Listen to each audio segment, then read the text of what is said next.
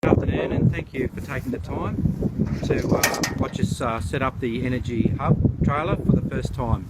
And I'd like to introduce you to Steve Porter, who's going to go through the process of setting up.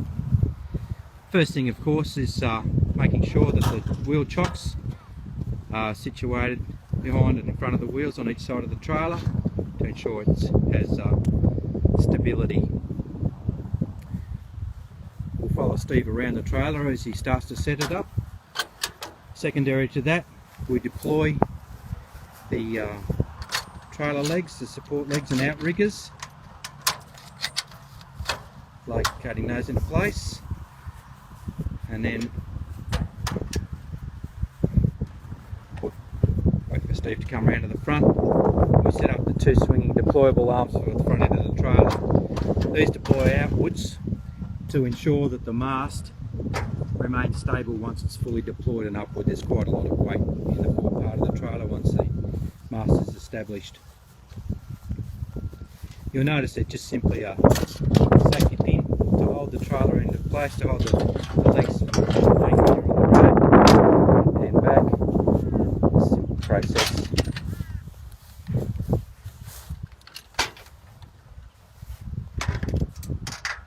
Again, locking the pins in place, hold the outriggers out once the trailer's deployed.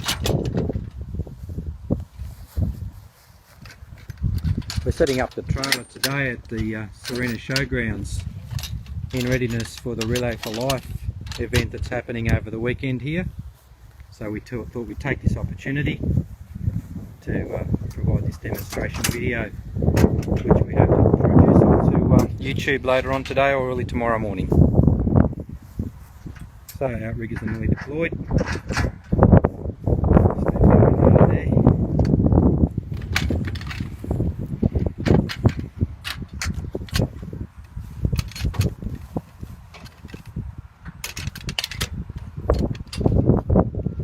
Okay, so therefore it sets up now, nice stable platform for the trailer to be situated on. This aids in reducing vibration as the mast goes up. Putting cameras up at height can sometimes introduce vibration into the camera system, which is unwanted vibration. Okay, moving around once again.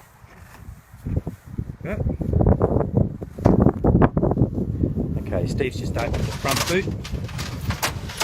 Inside the front boot houses the stabilisation guy wires for the trailer.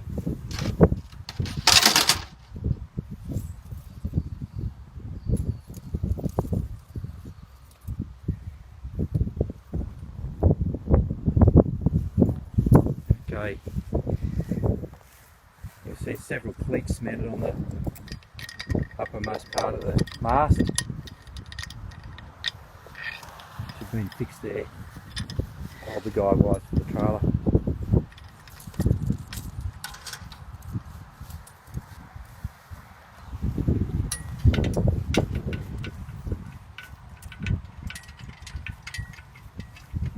So the rear stay fixes to the rear pole mount.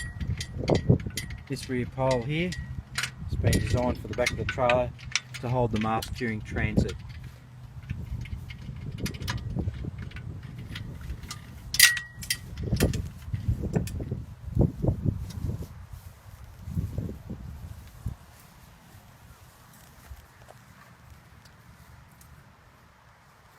Just while Steve's setting up all the guy wires, I'll give you a quick look into the front boot there. In the front boot also houses the pan tilt zoom camera and the mast section, or the support section for the pan tilt zoom camera. We'll show you where that fits later. And a very, very nice 500 amp hour lithium ion battery pack. That's the energy source. An amazing amount of horsepower stored in within that small capsule there. The trailer comes with a spare tyre in case you require that along the road. Standard 50mm ball coupling on the front. This trailer does not require trailer brakes, which is a great selling advantage on this trailer. If you're using it amongst several vehicles, say for a council application, we have several vehicles which could potentially be towing this trailer. It's nice to be able to ensure that trailer's being kept under that 750 kilogram weight, and we've ensured doing so on this trailer by employing the lithium ion technology, which is extraordinarily light in weight, and then aluminium construction for the body of the trailer, again keeping the weight down by not having to have a trailer brake.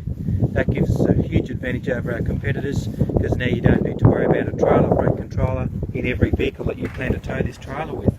Not necessary on the Energy Hub trailer.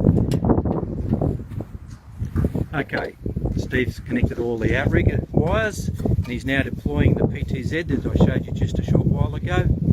You'll notice there's a retaining cap there to keep the moisture out of the masthead.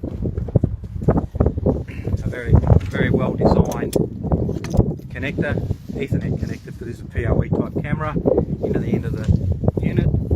Simply plugs into the receptacle on the end of the mast,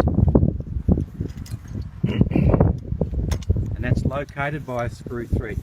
Very secure. So it's as simple as that. The connection of the PTZ slides over the spindle, tighten up the screws on the top. We won't worry about a spanner for it now, it's only deployed for demonstration purposes. Okay, that's the setup of the rig. Now we undo the securing hasp on the mast section.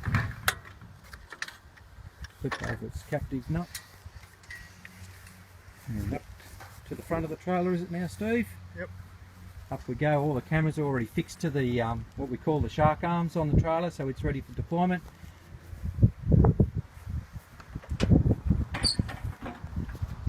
There's another receptacle there to clasp the pole once it reaches its vertical position. We now engage a small winch. As you can see, this entire trailer setup is easily performed by a single person.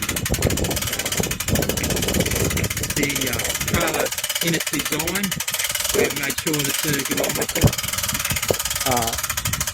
design keeps any lifting under 20 kilos. There's nothing on this trailer that requires a lift over 20 kilos, keeping it well within the safety, single person operation. Steve's now just making sure none of the guy wires are caught up in anything while it's being deployed. I suppose I should have shown you up the mast a little further. Along the mast, while Steve's setting that up, you notice there's an antenna there. That's a small antenna that's been set up for wireless Wi-Fi. It's got a local wireless access point for accessing the CCTV footage by either iPad, iPhone or a laptop within the vicinity of the trailer. And you'll see there's a rather large signboard. It's a multicolour signboard, programmable over Ethernet, and if we get an opportunity we'll power that up and show you just how bright that is. A very bright multicolour. It also has ability to show graphics, very high quality graphics on the board as well. Okay, Steve's now just securing the mast into that receptacle that we showed you. Give you another look around the trailer here while he's doing that. On board here as well we have a rear boot which houses all the electronics for the trailer, and we'll give you a brief look in there in a moment as well, but there's a considerable amount of electronics in there to make this unit work. On the top here we have 4 of 200 watt solar panels, so you've got a total capacity of 800 watts on this trailer, making it truly long-term deployable option. Steve's now just attaching the front guy wires onto the forward stays.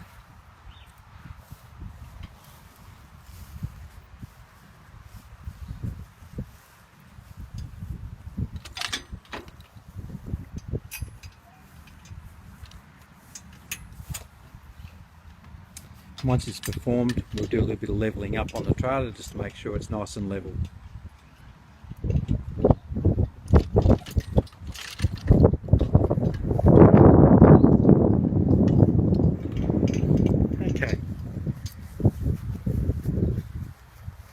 Righto, deployment.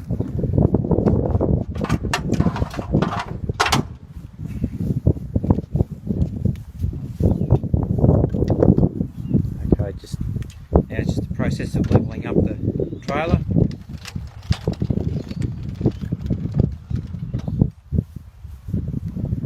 Once Steve's levelled these up, puts a fair bit of tension onto the guy wires, which in turn holds the mast nice. So in these windy conditions that we have today, we've got a nice steady platform for the cameras to work on. Especially when you're running a pan tilt zoom at the top of the mast, which has a 27 power zoom on it, and a digital zoom on top of that. You don't need very little amount of vibration on the trailer will radiate through to the received image. You get quite a blurry image if we don't have this stable mast and platform for it to work on.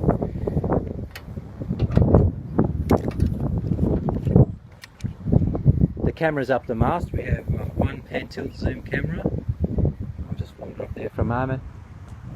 So we have one pan tilt zoom right at the top, deployed at the top, as you saw us fixing that short while ago.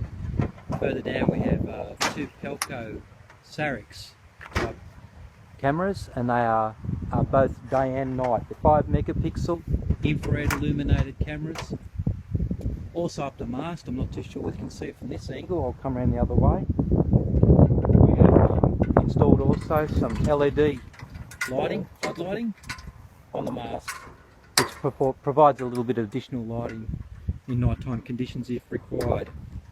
All the cameras on board here have video movement detection that can be switched on or switched off as required. So if the trailer senses, or the cameras around the trailer sense any movement, we can increase the frame rate considerably.